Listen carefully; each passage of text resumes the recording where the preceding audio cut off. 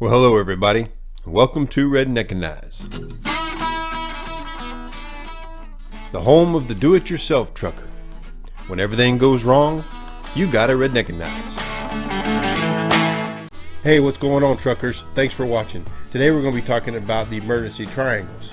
But first, in this week's thing you might not know, we're going to be talking to the four-wheelers about the intersections and showing them what they see compared to what we see out there on the road. So let's get to it. When you come up to an intersection, you see a lot of different things going on. You got the red lights or the stop signs, you got the other vehicles, and you've got obstacles like pedestrians or light poles. But also you see lines painted on the road. Now, we all know a lot of the lines are common sense. You've got the lane markers and you've got crosswalks, and then you see dashed lines marking where a turning lane would be going from one side of the street to the other side of the street in a left turn situation. And what you often see is you see these white solid lines painted right in front of the stop traffic, maybe even right in front of or before the crosswalk. Now, a lot of times it's basic. There's like, well, we just want to keep the cars back away from the crosswalk to keep the pedestrians safe. That makes perfect sense. But what in case you see these others where maybe the lines are not set exactly in the same row or the same distance from that crosswalk or from the street at all? You often see that the markings are set back a ways or even way further back from the intersection, maybe even preventing you being able to see oncoming traffic.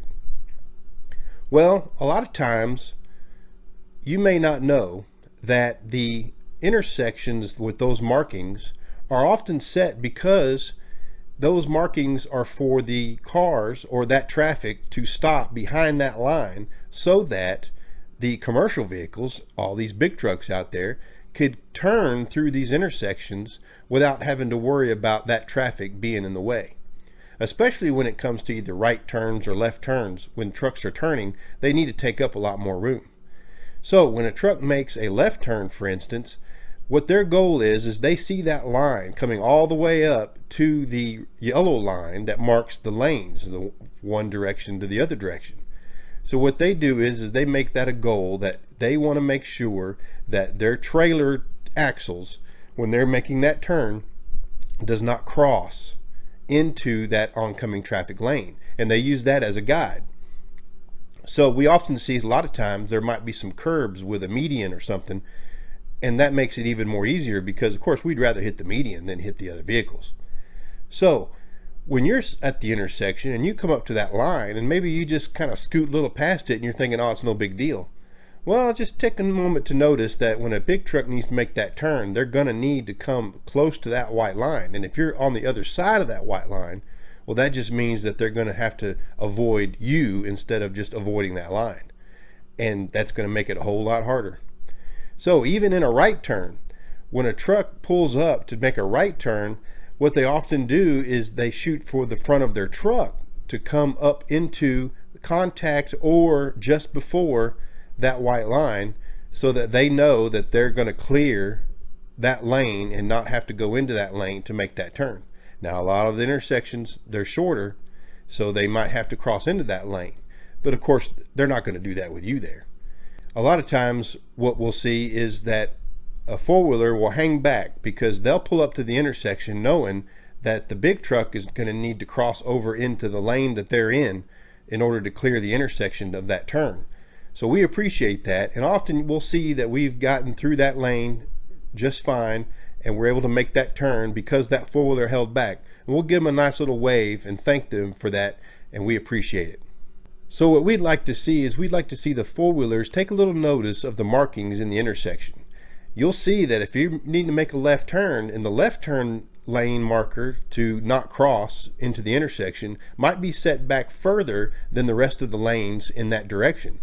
And that's because a lot of times it's either the left or the right where the truck has to flow into that lane a little more. And that way you'll have to hang back so that the trucks can clear those turns.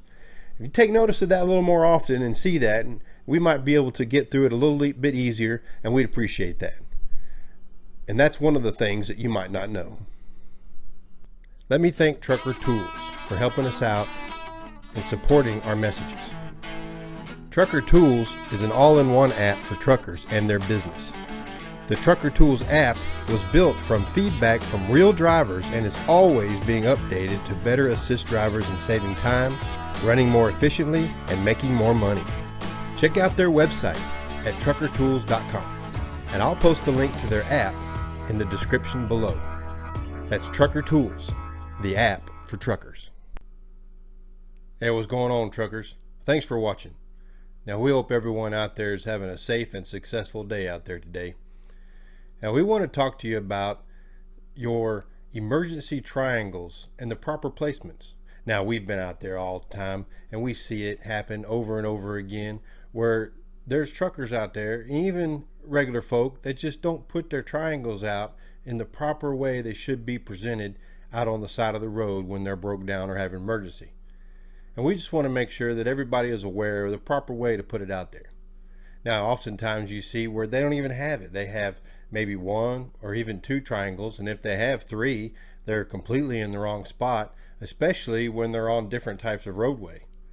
So we wanted to make sure that everybody understood that there are different ways of setting up the triangles, even when you're in a four-lane highway or a two-lane highway. I mean, there's different setups for if you're on a curve or a hill. You need to make sure that you're presenting them in the right way. And it's also important, not just for legal standards, but for safety as well. The one thing that I wanted to specify is because I've been a part of these larger carriers, and I've seen what they do when drivers maybe get involved in some type of accident where it could have been avoided. And one of the main ones that they see happen all the time, well, probably not all the time, but they see it happen enough to where it's part of instant termination. They will fire you as soon as they figure out that you were parked on the side of the highway in a non-emergency situation. And basically that just means that even if you were broke down technically, if you didn't put out your triangles, well, guess what? The deck's stacked against you already. So you need to make sure you put them out properly. And this really voids you of total responsibility in case something happens out there. You want to make sure you're seen and the triangles are put up, and make sure that they're maintained properly and that they are not being obstructed because they are broken or have been mishandled in some way. So we're going to explain a lot of that too. So the DOT has put up technical standards, and they have put them in their handbooks to specify where your triangles should be placed in the event of a breakdown or roadside emergency in reference to your vehicle and the road that you're on. So in the main situations that we find ourselves in is that we're on a big divided highway where it's a two-lane traffic going one direction, and there's one shoulder on the right side, maybe there's a shoulder on the left, and oftentimes when you're broke down, you're either on that shoulder, you're either to the left side of the road, or you're all the way to the right, and you're pretty good off a shoulder if the shoulder is big enough. In those situations, all three of your triangles have to be placed behind the vehicle, but there's specifications on the distance that they have to be done. The first one should be at least 10 feet behind the vehicle.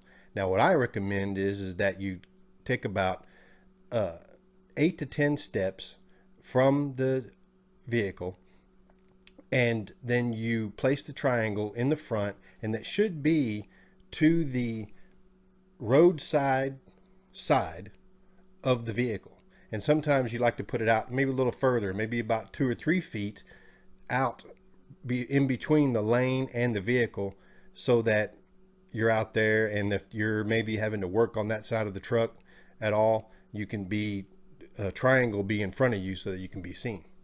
The next triangle must be placed 100 feet from the vehicle. Now, most of everybody out there is hauling a 53-foot trailer. Well, what you do is you just count off how many steps does it take you to walk from the front edge of the trailer down to the back edge of the trailer, and then you just double that. And that takes you out roughly about 100 feet. And then the next triangle should be placed 200 feet behind the vehicle.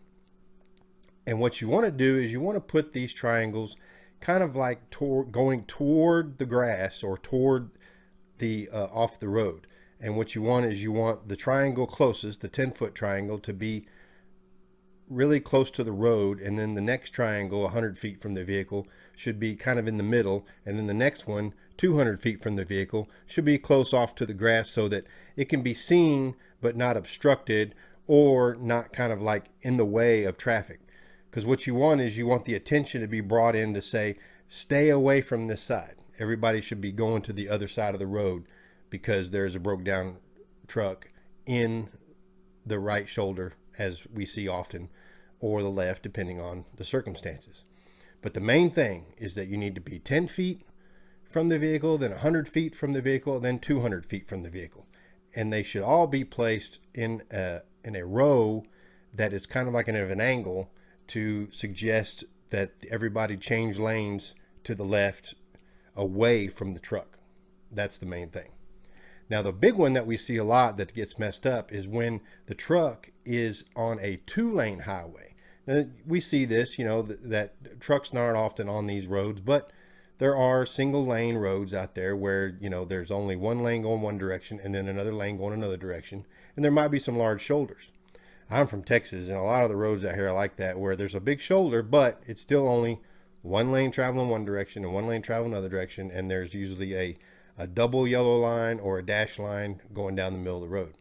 In those circumstances, because we share that piece of asphalt with oncoming traffic, you want to make sure that not only do you have the one triangle 10 feet behind the truck, and then you want another triangle 100 feet behind the truck, but your third triangle should be 100 feet in front of the truck so that you will draw attention to the other side of the traffic so that they know that there is a vehicle on that side of the road and that they should avoid or look out for traffic that's trying to avoid you. And that's one of the main things. We often see where this doesn't happen because more people are focused on the traffic on the side of the road that they're on. But if you're on one of those 2-lane highways, you need to make sure that you're also aware of the oncoming traffic as well, because the traffic that's on your side may get in the other side of the road to avoid you, not realizing that there's somebody else coming from the other direction. The other thing that you have to take into account, especially on those 2-lane roads, is if you're on some type of a hill or a curve that might obstruct the view of your vehicle from any traffic, whether it be the oncoming traffic or the traffic coming from behind you. You need to make sure that you're set up the triangles in that fashion so that you're seen. Now, the book recommends that you either do it from a position of 100 feet to 500 feet from the vehicle, depending on the curve of the road, either going up a hill, down a hill, or around a curve. So always make sure that you've got a point of reference to where you're at, depending on who can see you and who can't. Now, what we're getting ready to do is we're going to show you the triangles and the most common things that can happen. They get stored in the truck, and a lot of times, especially if you're a company driver and the trucks get swapped between one driver to another, you need to make sure that these are well kept, because some drivers, they might pull them out and they might not use them properly and they could break them, and then you just see them in a box and don't worry about it. Well, next thing you know, you get them out to use them and you can't use them because there's something wrong with them. They're broken, or something's missing, or they've been damaged in some way. So you need to always make sure you check that out and make sure that they work. Because DOT, they're funny. They want to see that there's a box of triangles in the truck, but they don't really look at whether they work or not. And I always made sure mine worked and that they were in good condition, because you don't want, you're playing with your safety.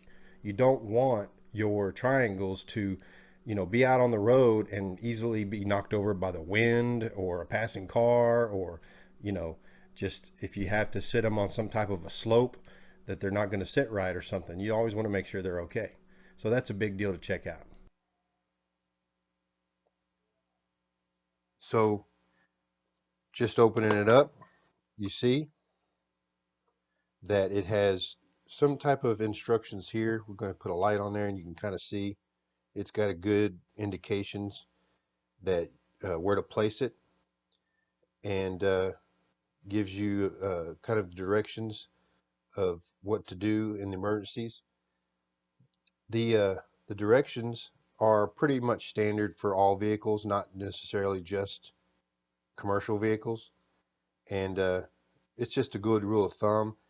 They're always specifying 100 feet according to this at 40 paces, and out in front and behind in a two-way traffic scenario if you're on two-lane roads and all that. So when you open these up and pull them out, they look just like this, all nice and tuckered into the box. There's two flipped upside down and then one in the middle right side up. Piece of cake. Okay, this one here, out of the box, ready to go.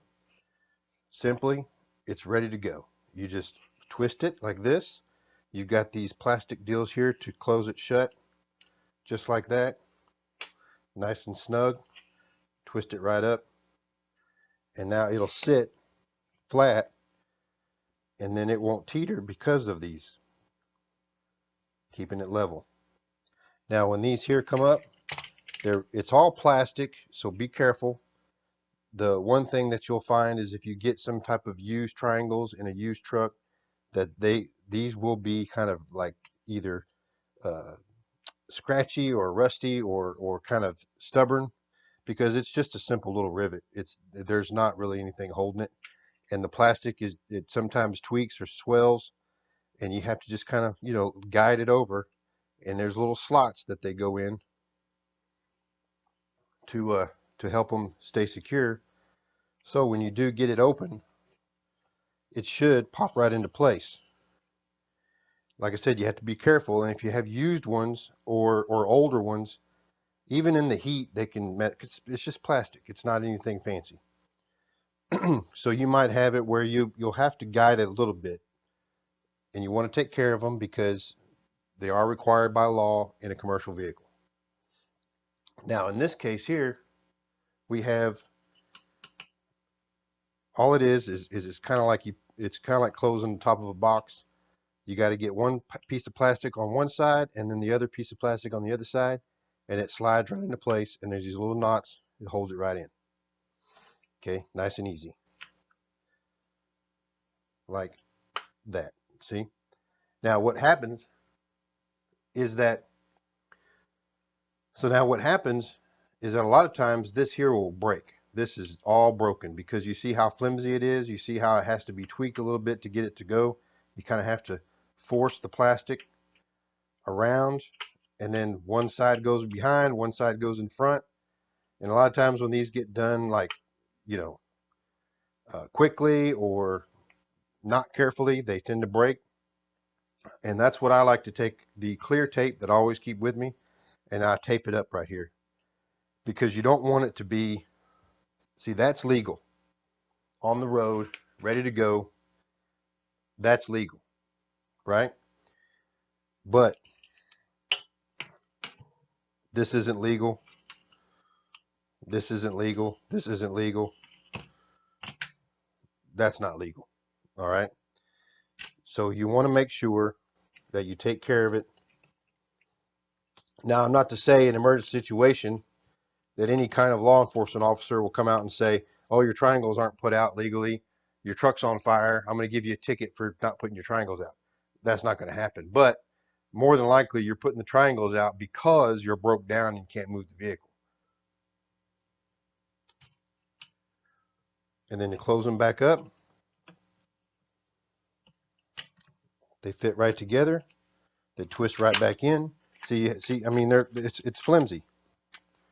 Once they start moving around, they start getting where they'll just, I mean, they won't even stay locked anymore. So, and the other thing is it's a bolt right here that just holds this in to keep it. This also can be broken or, tweaked in some way. So like I say, you just got to be careful with them. This is a heavy base, and this is just cheap plastic. So they're easily can be broken if they're tossed around or just thrown around or whatever. So always make sure that you take care of them. The biggest problem is that even though you might never use them, you have to have them in the vehicle at all times. Well, you want to make sure they're working. So it's always a good thing to have. So to put them back in the box, the best scenario is you take one here. That's why the box is designed the way it is. Take the other one, put it the opposite direction, upright. Like I said, you got to be careful because they'll just turn and tweak on you.